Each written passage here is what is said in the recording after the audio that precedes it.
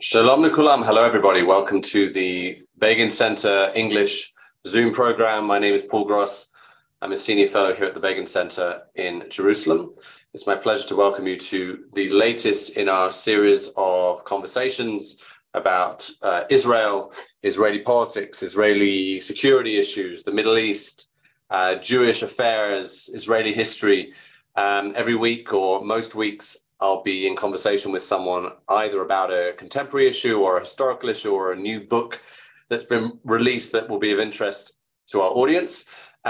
Today, I'm going to be in conversation about a recent event which had an air of familiarity about it, the latest in the seemingly never-ending series of conflicts between Israel and Gaza. There were a couple of differences this time to the norm, and we'll discuss those. But before I introduce our guest, I just want to tell the newcomers to our Zoom how this is going to work. I will be in conversation, interview with my guest for about 30, 40 minutes. And I will then turn the floor over to your questions, which you can write in the chat, in the chat box that you can see at the bottom of your screen. If you are new to this, if you are not receiving my emails and hearing about the events that we have here in English, then please do join my mailing list. You can do that by just sending me an email, paulg@begincenter.org.il. I'm going to ask my colleague Lily to write that in. Thank you, Lily. She's just done that. That's written in the chat. And I will now get to introducing our guest speaker, our guest who's going to enlighten us and educate us and inform us about what on earth went on a couple of weeks ago. We're delighted to be joined by Noa Shusterman Dvir, who is a senior researcher at MINDIsrael, a recently founded strategic consulting NGO. She is the director of the Palestinian and Regional research programs. She was previously a researcher at the Institute for National Security Studies in Israel, focused on the Palestinian arena, and the coordinator of the Israeli-Palestinian Relations Research Program. She's also been a Research and Communications Fellow at the Israel Policy Forum, which is a think tank based in New York. She has a master's degree from New York University in International Relations, was a Fulbright Scholar. She has a bachelor's in Political Science, Philosophy and Economics from Hebrew University, and her areas of expertise, which is very useful for us this evening, are strategic issues relating to the Palestinian arena, such as the future of Gaza and the post-Abbas era. She writes policy memos, strategic assessments, and op-eds, and is interviewed in Israeli media. And she's a frequent guest on podcasts and as a lecturer to various audiences. Noa Shusterman Dvir, thank you very much for joining us. Thank you for having me. Great. So let's set the scene a little bit. I'm sure our audience are familiar with at least some of what went on, but we're talking about 5 days of fighting that went on between Israel and not Hamas this time, but Palestinian Islamic Jihad, and we'll get to that in a second. After Israel assassinated 3 senior Islamic Jihad commanders in airstrikes, which itself came following about 100 rockets that were fired in the south of Israel in response to the death in an Israeli prison after a hunger strike of a Islamic Jihad figure named Khader Adnan. So that's what happened, but we can all read that. But let's get the detail from you.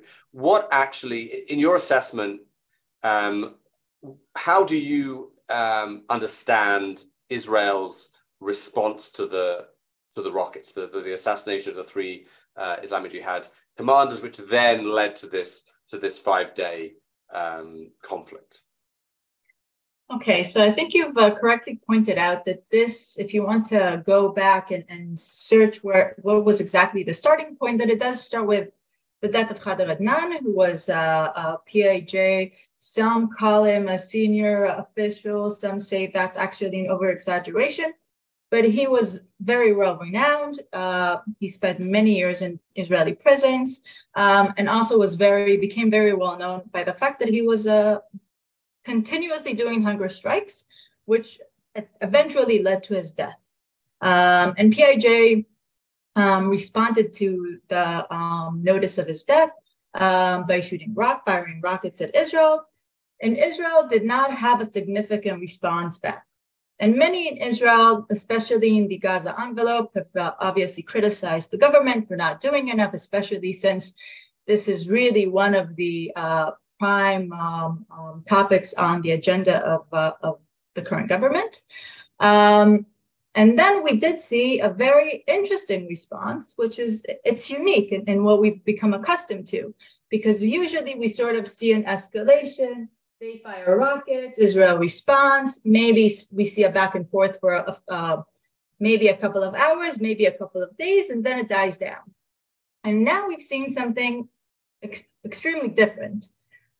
Israel chose when to react.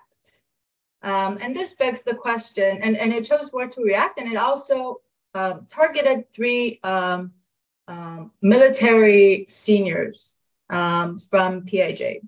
So this does beg the question of whether or not this response was actually maybe pre-planned and had nothing to do with the issue of Khader Adnan, because intelligence on officials like of this caliber, it takes a very long time to collect all the intelligence.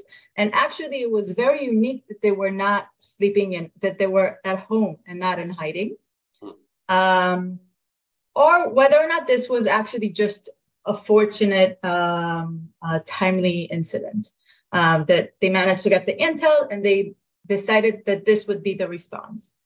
I actually think that it was the former.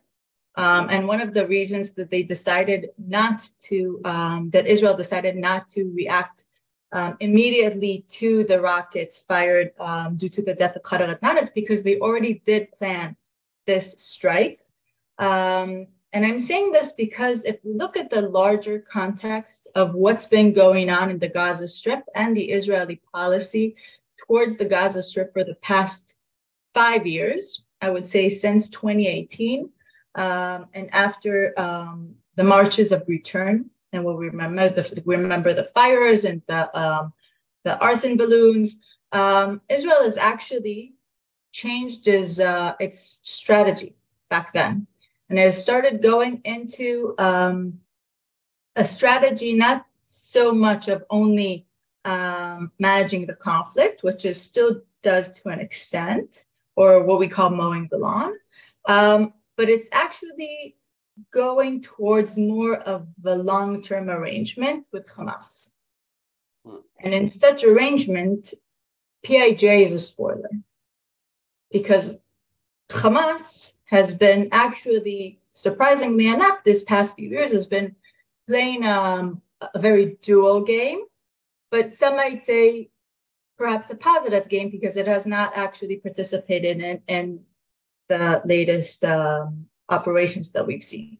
And just to clarify, right now, as we speak, both PIJ top officials and Hamas top officials are sitting in Cairo on the behest of the Egyptian government, speaking about the long-term arrangement. And because PIJ is a spoiler, that means that Israel had to make sure that in order for the arrangement to actually be successful, then PIJ can not spoil as it seeks to do. Okay, so thank you very much for that. I want to backtrack a little because I'm not sure how familiar all our audience are with all of this. So let's just clarify a couple of things. Firstly, when PIJ, Palestinian Islamic Jihad, now I'm sure everyone listening to this knows that Gaza since 2007 has been run by Hamas, essentially. Hamas is the much larger organization, the much more sophisticated and serious organization with its network of welfare institutions and other things. And Islamic Jihad is much more, PIJ is much more a sort of essentially just a military organization, or from our perspective at least, the terrorist organization. Can you say more about what differentiates Hamas from Islamic Jihad? I mean, it's easy to look at them from our perspective and just say these are Islamist groups that want to get rid of Israel. So how do you make this a distinction? So that's a very good question, because there is a very strong distinction between the two. So Hamas is actually, it's a splinter group from Muslim Brotherhood, stemmed in Egypt, goes back to Egypt, and has been historically very connected with Egypt. PIJ it's a bit older in its presence, but it's always been a very fringe group because it also affiliates itself more with the Iranian Revolution and the Shiites, even though the Palestinians are actually Sunnis. So it's a very weird sort of merge of agendas. And PIJ is much smaller. Its capabilities are obviously not as good as Hamas, as you've mentioned. PIJ, both are funded to a different extent, though, by Iran, because Iran has the motivation basically to fund any kind of organization that is interested in causing damage to Israel. But Hamas, especially after 2007, after it gained control over the Gaza Strip, has had to actually institutionalize more and more, and in the sense that now it has the responsibility for a civilian population, which obviously meant that it had to increase its political not only perspective, but the wing, the political wing. Unlike PIJ, which only has a military wing, it's now starting to build also a political wing, by the way, and those are the people who are sent to Cairo, but that's not the bread and butter of what they do. PIJ is far more extremist in its views. Hamas, again, Muslim Brotherhood, has some more pragmatic elements.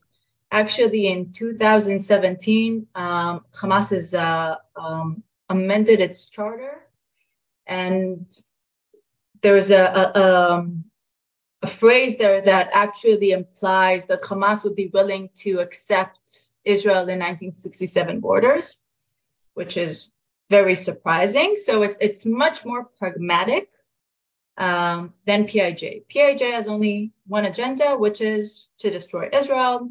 Jews have no place to be on this territory. Hamas is more in a complicated spot because it shares elements of that agenda, but also, again, a more pragmatic outlook. And it's important to also reflect on what happened in Egypt with the Muslim Brotherhood after the Arab Spring and after the fall of Morsi. Basically, all the top officials from the Muslim Brotherhood were in jail, or actually were brought to. They had a death sentence.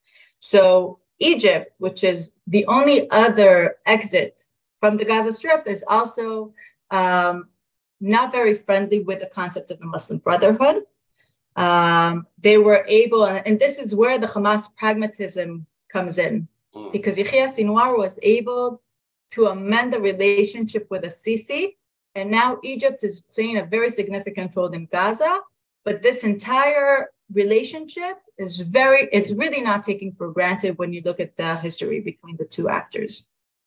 And so it's also important to state that PIJ and Hamas between themselves are also, they have an alliance because they both have military arms inside the Gaza Strip, and they've realized that they would need to operate in conjunction instead of, and they have a joint operations room.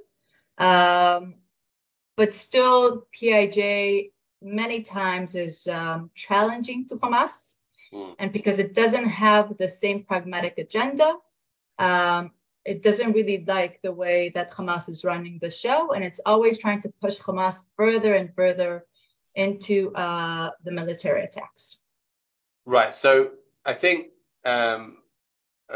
whatever we think of Hamas, and I'm not sure anyone in this call has a particularly high opinion of them, but whatever one thinks of Hamas, they obviously have the necessity, whether they like it or not, to be governing Gaza. So clearly some of that has to factor into their thinking, and Islamic Jihad, PIJ, don't have to do that and don't do that.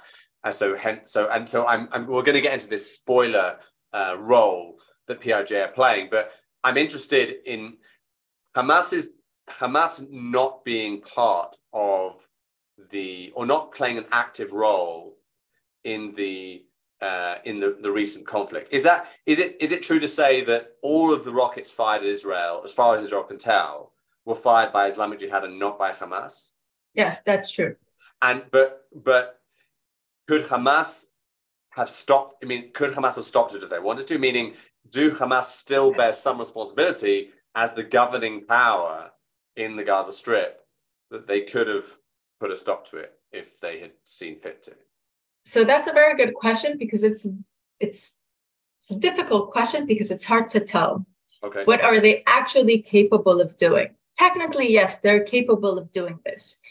But we also have to remember that Hamas plays a role, or claims to play a role, in the leadership of the resistance, of the Palestinian resistance. And now it's this entire arrangement, which we'll probably talk about shortly. It has put Hamas in a situation where, on the one hand, it has to take care of 2.5 million Palestinians who live on the Gaza Strip, or 2.3 to be exact. But it also needs to lead the resistance. And then we've seen that after each one of the operations, especially after 2014, it was very difficult to reconstruct the Gaza Strip. And there's unemployment, for 50% unemployment. It's a very young society without a lot of employment options. Very dire situation. And Hamas is the one accountable. So it can't afford anymore to play the same role that it played in the past, which was really the harsh leader of the resistance. So in a way, there's a question of how much is it enjoying the fact that PIJ is doing this for them, because then can claim responsibility in front of their own population and say we did not neglect or abandon the resistance, but we also want to make sure that money comes into the Gaza Strip, because the Qatari envoy who brings the money, he was supposed to come a few days later. So they want to make sure that the money comes in. So again, they're playing this dual game. How much is it really a question of ability? They could have probably done more, but then that would make PIJ even stronger in the eyes of the local population. So they're also in this sort of like balancing role between the two positions. Right. And Israel, of course, has to think about how best to handle the situation, and you'll hear different voices within this Israeli government and previous Israeli governments on how to deal with that. But as you've said, it looks like there might be some move toward a more long-term thinking, rather than what has been the case basically for the past sort of, I don't know, sort of 15 years or something, where as you mentioned, this phrase "mowing the lawn" that's been used to basically just say that Israel will, quote unquote, mow the lawn by attacking key positions and individuals in Gaza in response to rocket fire. The rocket fire stops. There's time for Hamas to rebuild after the damage that Israel's done, and the grass grows back essentially, and then we're back to square one. So what's actually going on in your assessment with regard to Israel's thinking on this, and how does that play into what Egypt is trying to broker in Cairo right now? So again, if we look back from 2007 until approximately 2018, what Israel was trying to do, it was trying to apply pressure on the Gazan population in order for it to then depose Hamas. And at the end of the day, it was unsuccessful. Not only did Hamas grow stronger after each one of these operations, it always made demands at the end in order to reach a ceasefire. And through these demands, it actually increased its own power. While at the same time, the humanitarian situation in Gaza was going down. And it's important also to say that even though Gaza and Israel are separated, and now there is even a barrier through the ocean, and we've seen the pandemic and things that have to do with the climate and in the environment, there's still a lot of influence between these two territories. So it's not like Israel can just, take a step back and say, okay, what happens in Gaza stays in Gaza. And that's obviously regardless to rockets that are being fired from Gaza. And what happened in 2017, 2018 was actually really harsh criticism by the local population, initially towards Hamas, which was smart enough to deflect and basically make sure that the pressure was being applied towards Israel. And that's when Israel, and through those marches of return, which we all remember, Israel has decided to change its policy. But it's been very slow at the beginning, and I think that what we see now is actually an increase in the implementation of this policy, which says that actually let's do the opposite. Let's force Hamas to gain more responsibilities. And in that way, we're actually confining Hamas because it, again, so very similar actually to what happened at the end of the day was to Hezbollah in Lebanon. That on the one hand, it has this resistance element, but because it also has some sort of official status in the government and official responsibility, it can't do whatever it wants. It has the responsibility to make sure that people still have houses. And so since 2018, and even more so since 2021, we've seen more investments by international organizations in the Gaza Strip, desalination plants, power plants, jobs for cash, the Qatari envoy, basically Qatar as a country that's also claiming to be the leader of the Muslim Brotherhood, its connections with Turkey, with Hamas, has basically said, we can help maintain or lower the volume of the violence and let us bring in the money in order to maybe hopefully make the Gaza Strip more prosperous. Because one of the problems that we've seen after each one of the operations is that there are not many international players who are interested in investing in the Gaza Strip. Technically, it's very difficult because Hamas is a terrorist organization internationally. So you can't just transfer money to Hamas. And there are actually no international recognized banks working in the Gaza Strip because everything is associated with Hamas. So you can't just transfer money. And then also because you don't want to invest money in things that are going to be destructed maybe in 2 years. So Israel has been really trying to avoid damaging any kind of essential infrastructure. At the same time, we've seen also in the past couple of years that Israel has allowed the re-entrance of daily laborers, which is very significant, about 17,000 day laborers who are, their salaries are threefold or fourfold than the average salary in the Gaza Strip. So this brings a lot of money inside.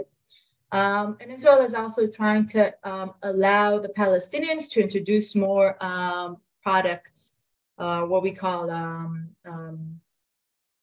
dushimushim, double use products. Double use, yeah. Dual use. At the same time, Egypt has started to play a more significant role, also starting 2021, after Guardian of the Walls. At the end of that operation, Egypt has declared an investment of $5,000 million, which is very irregular when it comes to Egypt, who has thus far actually kind of tried to stay away from the situation in Gaza, was not very proactive, and is now investing in the construction of roads, of houses, and is now trying to apply the pressure towards the arrangement and to ensure that Hamas and Israel both stay in line through the funds that it's transferring and through all the ventures that it's doing in the Gaza Strip. Interesting. That now one player that we haven't mentioned here, perhaps because he's not a very significant player, which might be part of the answer to the question, is Mahmoud Abbas.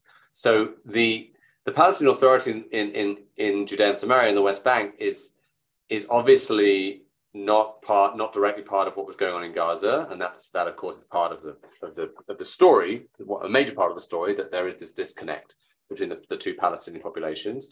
But what was clearly there's the normal rhetorical condemnation of Israel for everything is for any Palestinians killed by Israel, whether terrorists or non-combatants in Gaza by the Palestinian Authority. But what's your reading of what's going on there internally in terms of their response to this? Because I imagine they don't see it as necessarily in their interests for Hamas to be strengthened, right? Or PIJ to be strengthened either. Or PIJ, right. So I think your first statement was correct. They don't have a lot of involvement in this issue, which is actually, it's important to state that most of the funds or the legitimate funds that go into the Gaza Strip are transferred by the PA. So even though the PA, it does not seem that it has any kind of intention of returning into the Gaza Strip.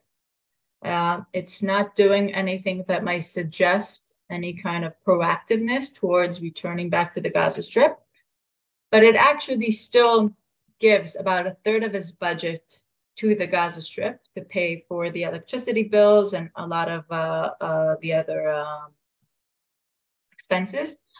But it's not doing anything besides that. And at the same time, Hamas, which I was talking about how militarily it kind of decreased its proactiveness, but it's actually become much more proactive in a different arena, which is the West Bank, and political activists. So what Hamas is trying to do, it's looking at the long-term picture. Hamas, at the end of the day, wants to replace the Palestinian Authority. It wants to replace Fatah. And they realize that they are very limited in their ability to do that from the Gaza Strip. They would need to gain control over the PA and over the PLO, because the PLO, in terms of the public legitimacy, that would signal really gaining the support of the people. And that's what they've been trying to do. And during all the reconciliation attempts that we've seen in the past years, this is what Hamas has been asking for: getting admitted into the umbrella of the PLO, having elections, which would be conducted in the Gaza Strip, and that Hamas would be able to campaign and to run. And in 2021, when Abbas announced elections, that was the deal with Hamas. And Abbas canceled those elections a month ahead because he realized that actually Hamas is going to have the leverage. So unfortunately, the PA is really not doing a lot when it comes to the Gaza Strip. In many aspects, it seems that they've given up on the Gaza Strip. They also know that in terms of financially, it's a sinking ship. It would be very, very difficult to make the Gaza Strip, even if now the PA regains control, it could potentially create a more prosperous territory. It would take a lot of energy and a lot of money and a lot of international support. And frankly, I think that they've given up on that notion. It's much easier for them to use the case study of Gaza as sort of an example of Israeli occupation and the detriments of Israeli occupation, instead of trying to do anything to regain their effective control over that territory. Okay, thank you for that. So another actor in the region, significant actor in the region, of course, is Iran. We've mentioned them in the context of being a funder of both PIJ and Hamas, although I think, as you said, in Hamas's case, it's more, Hamas has much more independence than PIJ. PIJ is very much tied to Iran in certain ways. So given that, how involved was Iran in this kind of thing? Is it the case that Iran has to give the go-ahead, or even is sort of pushing for this kind of action from PIJ, or is it an internal Palestinian issue which Iran sort of stays out of? Because I think one of the notable things was, and I think a pleasant surprise, I think, for many Israeli decision makers, was that there was no involvement on a second front, right? There was no involvement on the northern border from either Lebanon or Syria during these 5 days. We were only dealing with Gaza. So Iran sort of stayed out of it in that respect. So what's Iran's involvement? What's the extent of Iran's involvement in this? So you've correctly stated that obviously there's the difference between its engagement with both Hamas and PIJ. With PIJ, it's created this organization, or actually kind of gained control over this organization, in order to be part of the Shiite Crescent and part of that influence projecting onto Israel and surrounding Israel with the Shiite and Iranian presence. There were attempts by Iran to make sure that the fighting continues. Iran was pushing PIJ to not surrender or succumb to the ceasefire, obviously saying, we can send you more money, we'll help you restock afterwards, and which is what they do at the end of the day. They don't care. So for them, it's not really a question. No, I doubt that PIJ has gone to Iran or Ziad al-Nakhle, who resides in Damascus and is usually driving between or traveling between Damascus, Beirut, and Tehran. I doubt that he asked whether or not he could now respond to the assassination of his 3 officers. But Iran's part is mostly given that support, if it's the political support, if it's the financial support. For Hamas, they don't really have that kind of leverage, because Hamas has, first of all, it has more supporters that are not only Iran. So PIJ is only relying on Iran. Hamas is more of a diverse funding. And also Hamas is a much stronger organization. So it has the ability to put its foot down, which PIJ doesn't so much. But again, at the end of the day, it comes down to the capability of the organization. PIJ was persisting for 5 days to continue. Throughout these 5 days, they had 6 senior officials who were assassinated. So it started by 3, and then as the days continued, there were more assassinations. So at some point, it became not advantage for them to continue the fighting, even if PIJ, or even if Iran says, "Oh, you should continue and give it your best shot." And especially also Hamas at this point was also trying to push PIJ to stop because of the damage this was creating. Right. Okay. One final thing for me before I turn to some questions that have been written in already, and people can continue writing those in. I don't want to let this go without mentioning the terrible tragic events of the last couple of days, where 3 Israeli soldiers were shot dead by seems like an Egyptian policeman who'd crossed the border. I don't know if you know any more than we do about that and what happened, who he was, what his motivations were. But it's interesting. You've already mentioned, of course, that that Egypt is currently hosting Hamas and PIJ. So I'm interested also in whether they had some response to this, or whether they were somewhat silenced by being in Egypt. So yes, they actually, surprisingly enough, they went mum and they had no significant response, which is very unusual. And and I didn't say this before. It's also because I was talking about the arrangements that are happening in the Gaza Strip. That now there's the delegations of Hamas and PIJ. A few days ago, there was another delegation of Mohammed Shtaya, the prime minister of the PA, and a few of the other senior ministers who met with the head of Egyptian intelligence. So probably anything that's now being discussed with the Egyptians and Hamas and PIJ was probably discussed beforehand with the PA. And I'm assuming that they're also going to talk about the Gaza marine natural gas issue, which now that's basically a resource that where they're attempting to extract.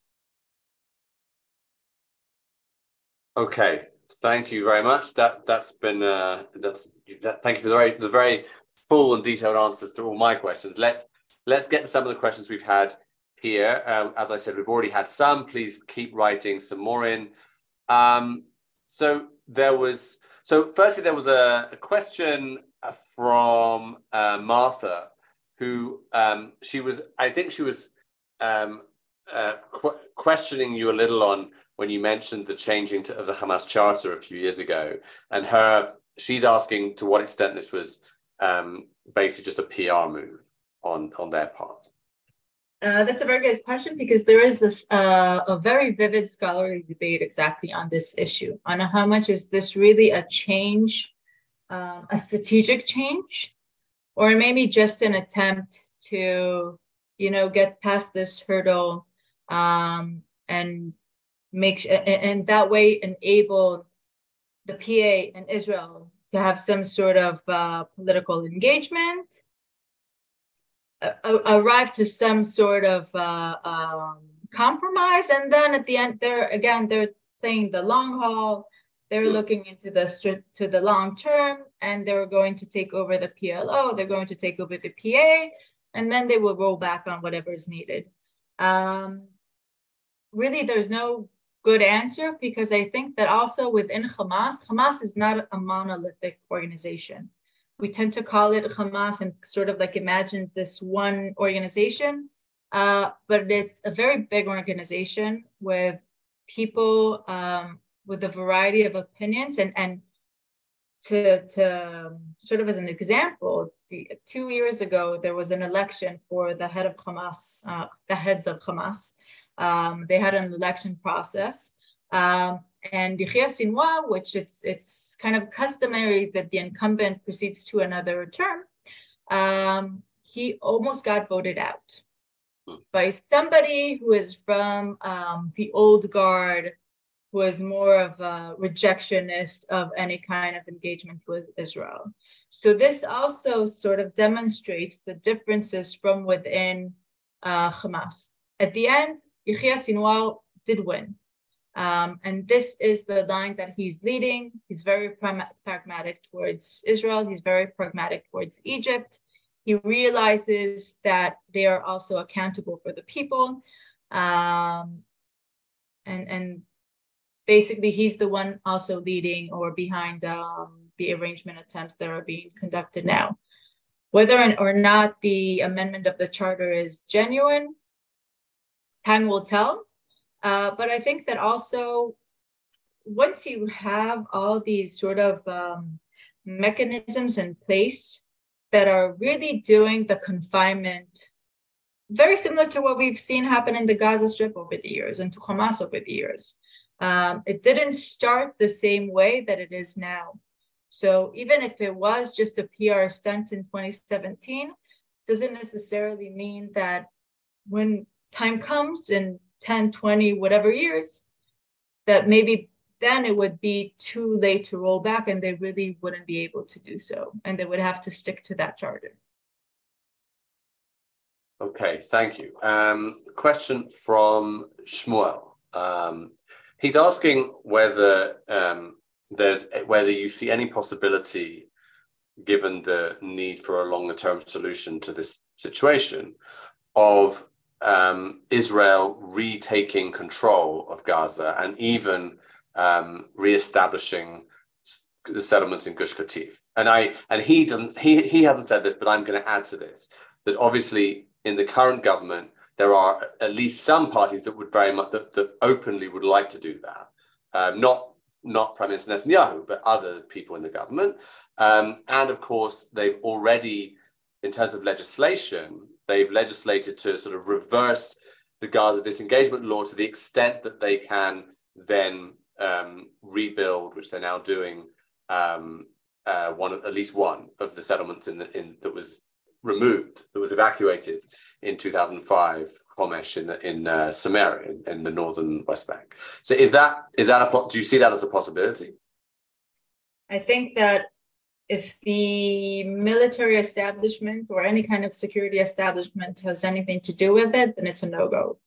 And I think also politically it would be disastrous for Israel.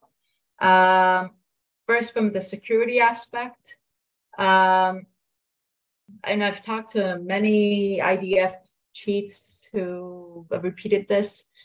Urban warfare is very, very difficult.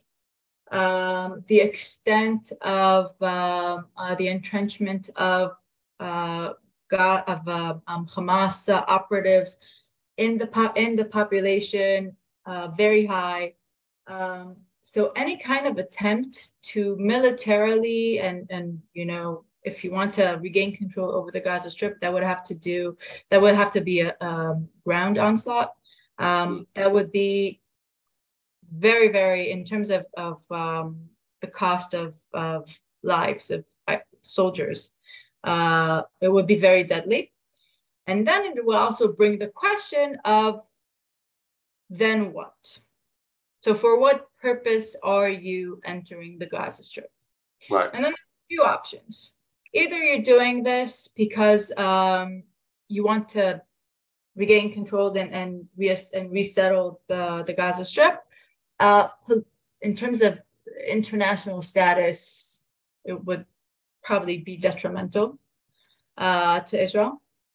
I think that we would see very harsh reactions from all the international actors, even the ones who don't really care about the Palestinian issue, such as our new friends in the Abraham Accords, who really don't have a great desire towards the Palestinian issue. It would make it very difficult for them to continue supporting Israel. And then if you're not there to stay and you only want to have some sort of maybe dismantling all the military infrastructure and then pulling back.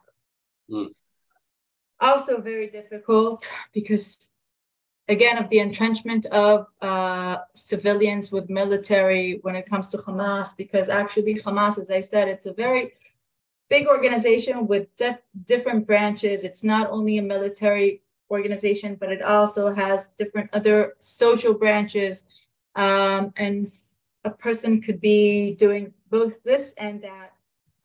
And police officers are also affiliated with Hamas. So really, it would just create havoc in the entire region. And I think that if it's up to anyone who really understands security, they would be adamantly against it. And right. Also, and to be fair, as I said, it isn't supported by the Prime Minister or the Defense Minister. This is something that comes from more from an ideological position from people in Smotrich and Ben-Gvir's parties. Okay. Here's a very good question from Alison. She says, is there any way that Israel could realistically condition aid or reconstruction materials or work permits on the return of the 2 soldiers' bodies from 2014 and the 2 living Israelis who are still being held captive in Gaza? It could potentially do that. But then again, there's the question of what are the implications? As an example, I was talking before about the dual use mechanism. So as part of that mechanism or that policy, you cannot enter any kind of pipes you cannot store pipes in the Gaza Strip. because many times they could be stolen and then used for rockets. So a desalination plant or a sewage, a water waste plant, if they now have a leakage, they would need to order through the PA, through the UN mechanism, through Israel. They would have to order the specific pipes that they need. And then it takes how long it takes, which is a few weeks. Throughout this time, the water waste plant is not working. And then they would receive the pipes and the pipes would be put in place. This happened in 2016 with one of the biggest water waste plants in the Gaza Strip. And what happened was that because they had no other option, they basically let the wastewater and the sewage run into the ocean. Very close to where the Israeli desalination plant is in Ashkelon. So what happened is that you couldn't use the desalination plant in Ashkelon because of the lack of water waste in the Gaza Strip. So this is just one example, and there are many more examples of why it's really very problematic to deny people of what's considered to be basic humanitarian needs.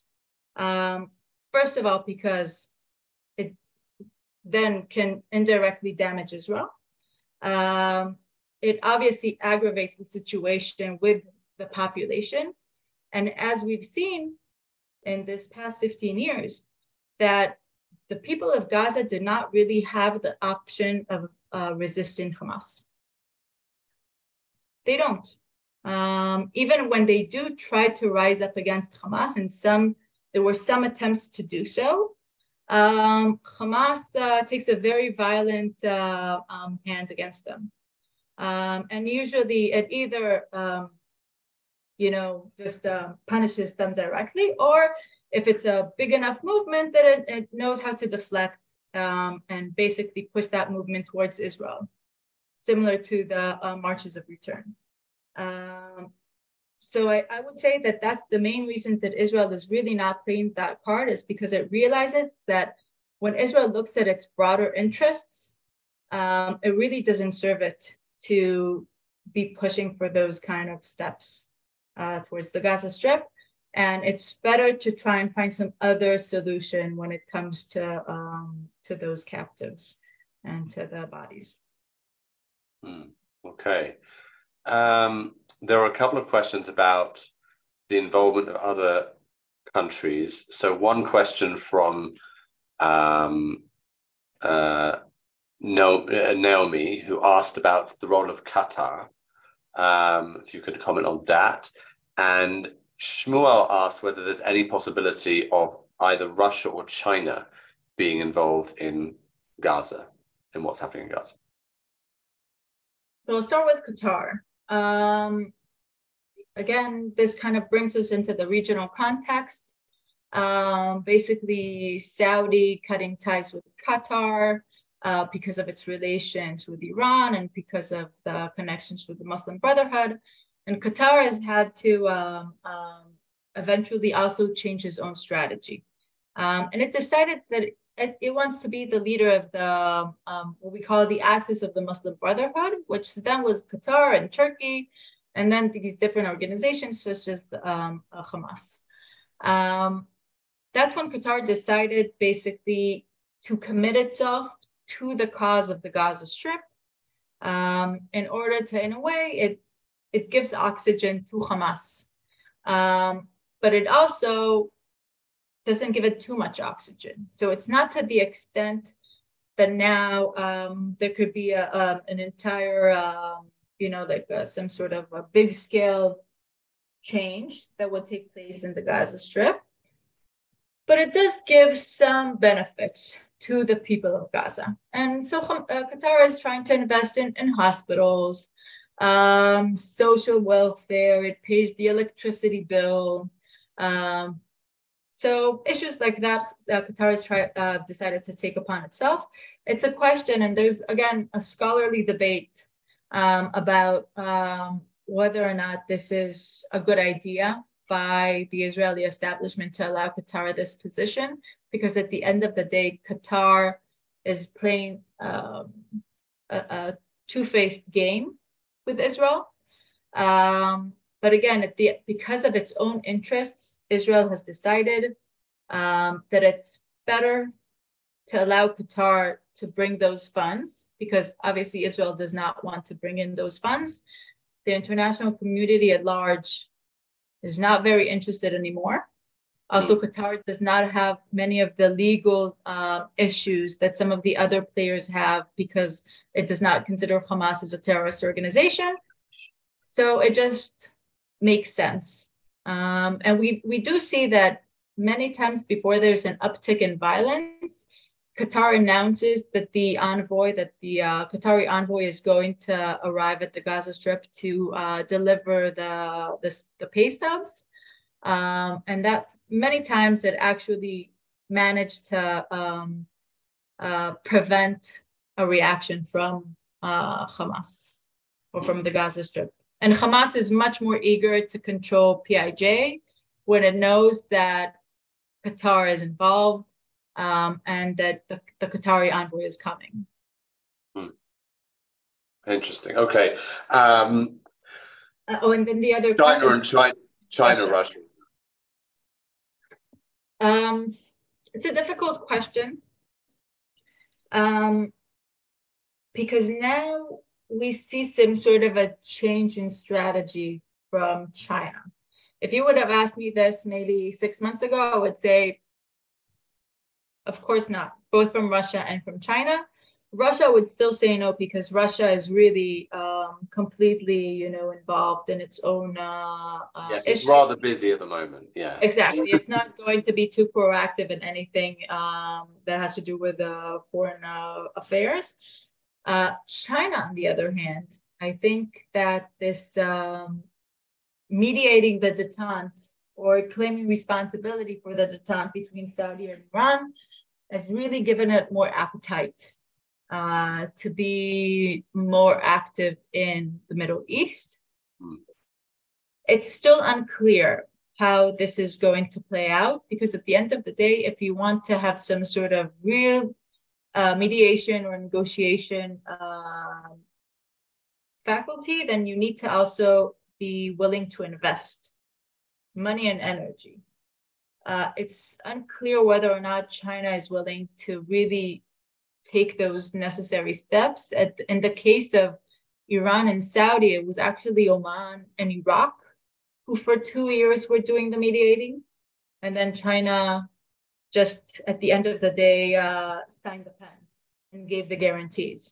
So we have to wait and see whether or not this newly found appetite by China is really going to make it change its policies in the Middle East. And of course, also realizing that this is going to draw reaction from the US in regards to the great power competition. So a few different issues here at play that we just have to wait and see. I'm doubtful that China would play such a significant role, but I think at this point it can surprise us. Okay, interesting. Okay, there's a very interesting question here from Art, who asks something we haven't mentioned at all, which is the tunnels from Gaza into Israel, which of course were a very big deal a few years ago. He asks, how widespread are the tunnels in Gaza these days? And if there are still many of them, why haven't more been eliminated? So actually, Israel for the past few years invested a lot of money into a barrier, an underground barrier, in order to combat those tunnels. So all the tunnels that were found were destructed and destroyed. And then this barrier, which is supposed to be really the top of the line and best technology with, I'm not too familiar with the technology, but it's really supposed to be the best that you can find. As much as I know, and I'm not obviously I'm not privileged to say anything that's confidential. We don't know of any existing tunnels, and the minute that Israel knows of the tunnels or knows that these tunnels are in some way, coming closer to Israel, then obviously destruct them. Many times, actually, in the operations, during operations, if you kind of read carefully, then you see that Israel has, one of the airstrikes has caused a tunnel to collapse. Usually that's intentional. Those tunnels are in the target list by the IDF, and whenever there's an operation, then obviously the commander then has the list of targets that it gets from the intelligence, and then they decide whether or not this is also maybe an opportunity to hit one of those tunnels, also because many times you have operatives who are hiding in those tunnels. So there probably are tunnels, but not ones that endanger or come close to be a danger to Israel at this point. Right. Yeah. I mean, a few years ago, that was obviously one of the major issues. There's a question from Vivian, which I guess actually has some connection to the tunnel question. She's asking about the illicit drug trade, if that is something which is pertinent to this Gaza issue, but particularly in light of the recent incident that I mentioned on the Egyptian border, where apparently the policeman who shot those 3 soldiers was chasing a suspect in some kind of drug smuggling. That's what the Egyptians claim, although that's their claim. That's their claim, yeah, indeed. That's their narrative, but it doesn't really make a lot of sense, though. Okay. Because the 2 soldiers that were initially murdered, they probably weren't. It doesn't look like there was even some sort of fight. So he basically either he targeted them initially, or he was walking by. And they're very close to the border. So it seems like he basically took advantage. And they didn't necessarily, it doesn't seem like they necessarily saw him or. Right. It seems like that the findings were they were surprised, right? They were surprised. There's a little instrument that you put inside your weapon in order to avoid accidental fire. So that means that that soldier didn't even try to take out that little instrument. So didn't sense any kind of danger. But regarding the issue of drug smuggling, yes, there is drug smuggling. It's more actually relevant in the Egyptian border, not so much from Gaza, because the Gazan border is very well protected. And that's actually one of the issues, one of the reasons that we've seen the incident that we've seen yesterday is because the Egyptian border it doesn't have the same technological mechanisms that are in place. It's a very big, very wide border. So it's a different situation. There is some drug smuggling, but it's mainly actually between the Gaza Strip and Egypt. Yeah. And in Egypt in general, it's fair to say that entire region in Egypt is a very problematic one, which is the northern Sinai. That was the hub actually of ISIS. And Egypt it's taken it years and years of attacks also with the cooperation of Israel in order to really reduce the ISIS cells, the amount of ISIS cells that were in that region. So my assessment is that actually the incident that we saw yesterday is more connected somehow to maybe some sort of ISIS situation than it is to anything that has to do with drug smuggling. But we'll see. We'll have to wait now until the final reports are out. Right. Yes, we'll have to wait and see with that one. Okay, I think that's the end of our time, and I want to thank you, Noa, for giving us an hour of your time and giving us this analysis and information. All of us, everyone on this call is, I think, by definition, someone who reads a lot about what's going on here. Some of the people are living in Israel, some are living outside Israel, but everyone is very much clued in. But they don't get this kind of detail from just reading the news. So we very much appreciate you doing that for us. I want to encourage people on the call to, if you're not on my mailing list, to join my mailing list. Email me, paulg@begincentre.org.il. Lily's just written that in the chat as well. Also, if you want a recording, I know someone already wrote that they want a recording of this for their family and friends. So I will be sending out a recording of this on my mailing list. You can also find it on our YouTube channel, Begin Center YouTube channel, within a couple of days. So thank you, everyone. Thanks for joining. Thanks again to Noa Shusterman Dvir for giving us the benefit of her expertise. And I wish everyone a good day or good evening, depending where you are in the world. And bye, everyone.